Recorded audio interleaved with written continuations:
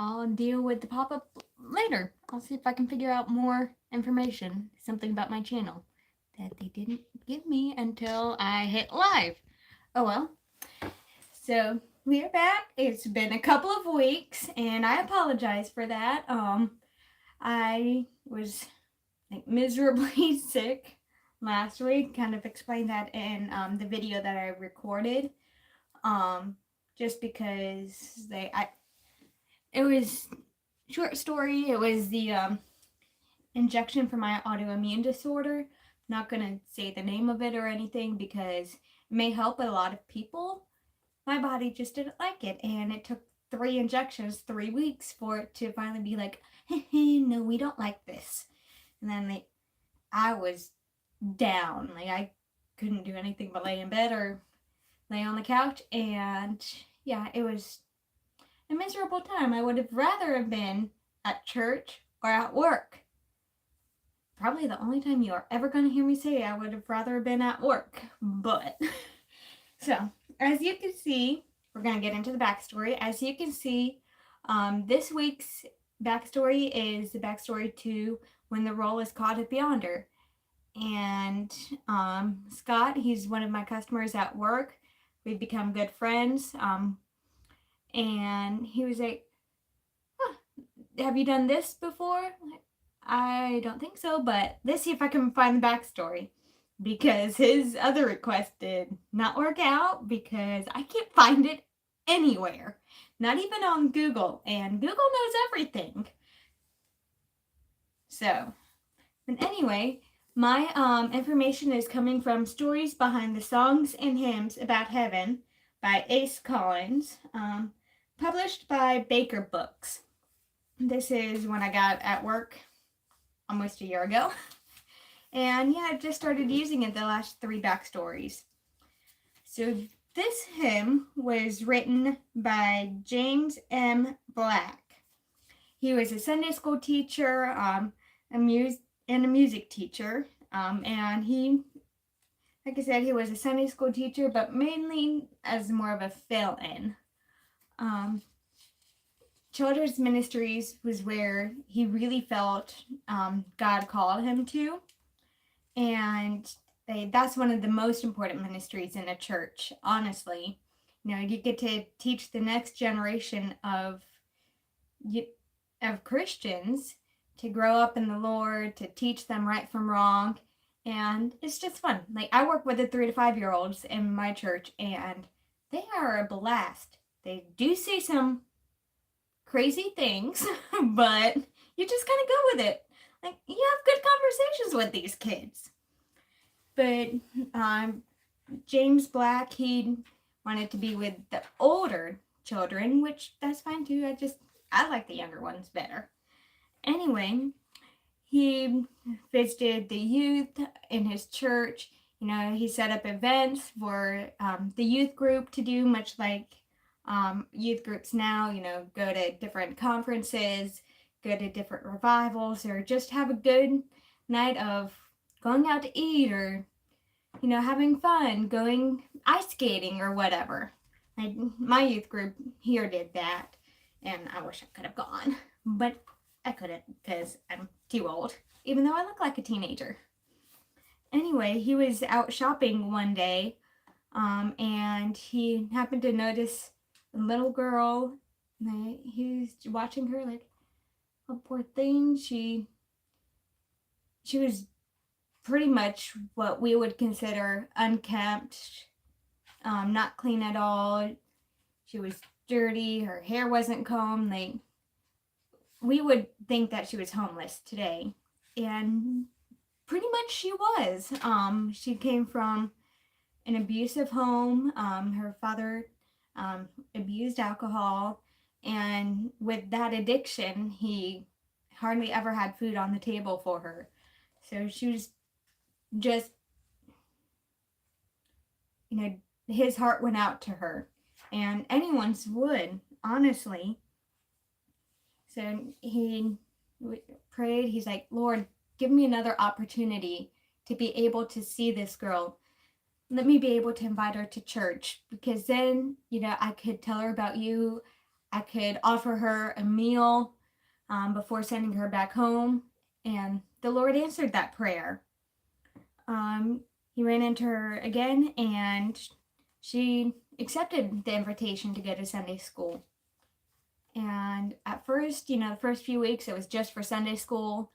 And then she was like, "Can I come back tonight? Can I come back Wednesday?" And she was so faithful, like she never missed. And one of the traditions in James Black's days, if I can talk, the youth group would give and this was at churches across the nation, and including James Black's church. The youth would respond to the roll call in Sunday school by reciting a Bible verse. Could be their favorite, could be the memory verse, but they had to give a Bible verse. And I think that's pretty neat. If we can incorporate that back into our youth groups or our older junior churches, I think that would be a good idea. So, and surprisingly, that little 14-year-old, I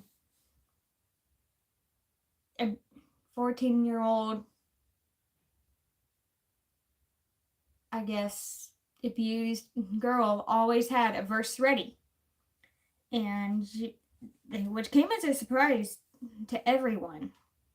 But she always had a Bible verse ready. Sunday morning, Sunday night, Wednesday night. When the roll call was there, she always responded with a verse. And since she was always faithful, it came as a shock one day that she didn't respond.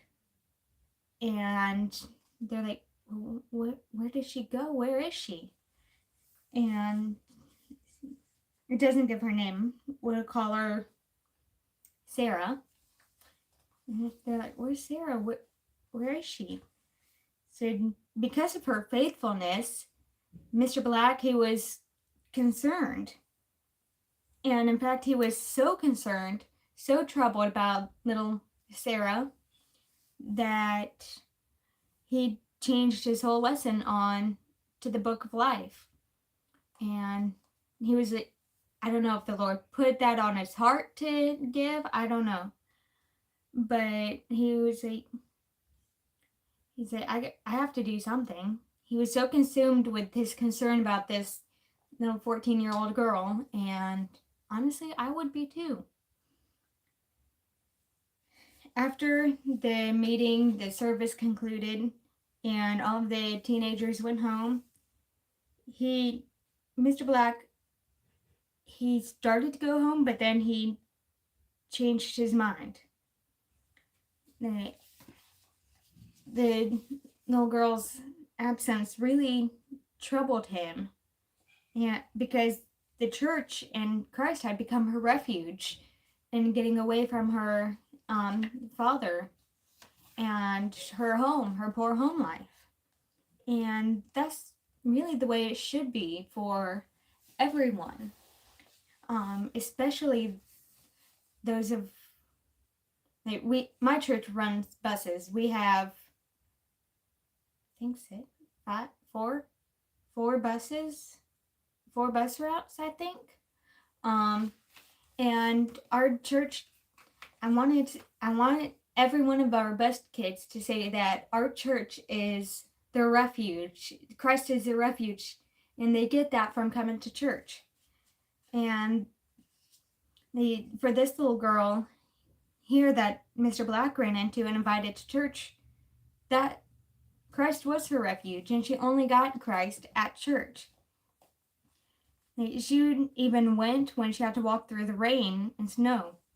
So Mr. Black, he decided, I'm not going home right now. I am going to go visit this little girl. I need to know that she's okay and that her father didn't do anything to her. So he was scared of her father, and when he walked up the stairs, he's like, Lord, please don't let him be drunk. Let me talk to his girl just to make sure that she's okay. So he goes up there, he knocks on the door, and sorry, I'm getting a call, but I'll call her back. I'll call my neighbor back after. But instead of the girl's father answering the door, a doctor answered the door. And he explained that most likely due to the girl's poor nutritional state, she caught pneumonia. And he was doing everything he could, but it didn't look promising. And Mr. Black prayed with this little girl. I've been calling her Sarah, but it doesn't give her name. Prayed with her, and he left feeling pretty confident that little Sarah was going to survive. But each day he visited, she seemed to be declining and getting worse and worse.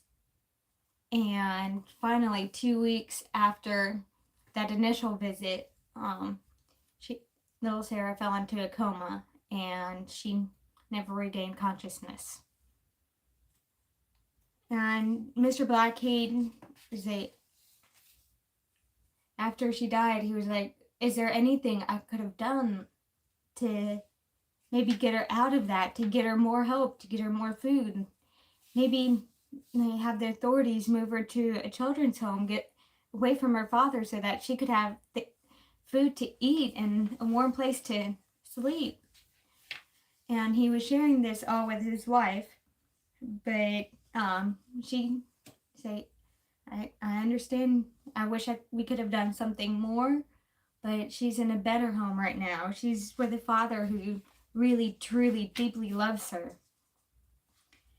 And with his wife's words lingering in his mind, Mr. Black moved to the piano and started playing out a tune, and with the roll call that he would do every service with the youth, and with a story that he heard of a Civil War soldier who was injured, just laying in bed, and he called here. The nurse came over and said, did he need anything? The young soldier replied, no, I'm just answering my roll call in heaven. So with that story, with his roll call and the youth, he came up with the words to When the Roll is Caught Up Yonder.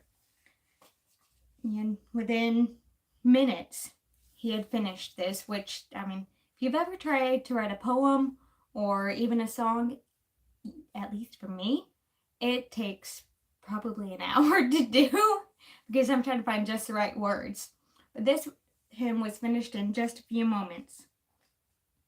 The next day, he taught it to his church's choir, and the first time that it was publicly sung was at that little girl's funeral, and when she was answering her roll call up yonder in heaven. So when I read that last week in preparation, I started crying because it's such a happy, what I would consider a happy song, came from such sad circumstances. So we're going to try playing it, and I'm sorry I'm still trying to get back into the swing of practicing after being so sick.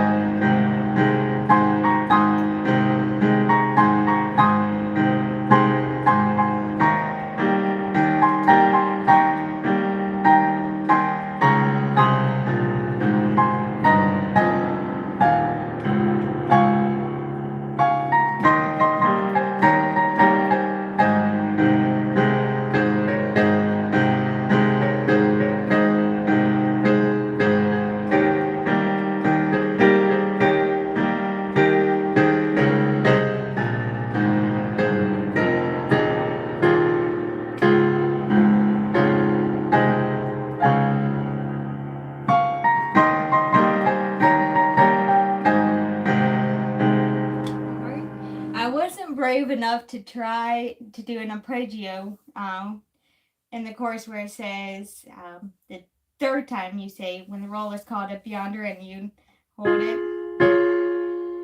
Yeah, I wasn't brave enough to try that because I'm not the best at them yet. Like, I had it last week until I got sick. But anyway, so I hope you enjoyed that backstory. Hope it gave you something to think about, and to try to be faithful to church whenever is possible, whenever you physically can. That way, when you're not there, you have people checking on you and asking if you're okay. And, maybe you can be a good witness to someone like that. So anyway, I hope you enjoyed it today, and I will see you next week. Bye!